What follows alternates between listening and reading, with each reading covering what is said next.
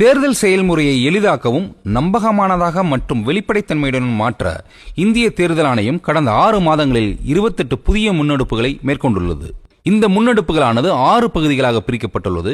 அரசியல் கட்சிகளுடனான இணைந்த செயல்பாடுகள், தேர்தல் முறைகளை தூய்மைப்படுத்துதல், தொழில்நுட்பத்தின் பயன்பாடு, வாக்காளர் பட்டியலின் துல்லியம், வாக்களிப்பதை எளிதாக்குதல் மற்றும் திறன் மேம்பாடு ஆகியனவாகும். இந்த காணொலியில் மின்னணு வாக்குப்பதிவு இயந்திரங்களில் மைக்ரோ கண்ட்ரோலர்கள் மற்றும் நினைவகம் ஆகியவற்றை சரிபார்க்கும் முறைகள் குறித்து காணப்போகிறோம்.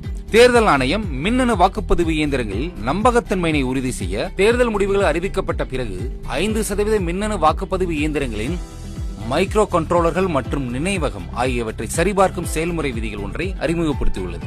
இத்தகைய சரிபார்ப்பு நடைமுறைக்கு விண்ணப்பிக்க தகுதியானவர்கள் தேர்தலில் 2வது மற்றும் 3வது அதிக வாக்குகளை பெற்ற வேட்பாளர்கள் ஆவர். இந்த சரிபார்ப்பு நடைமுறையில் வேட்பாளர்கள் அல்லது அவர்களின் பிரதிநிதிகள் நேரடியாக பங்கேற்கலாம்.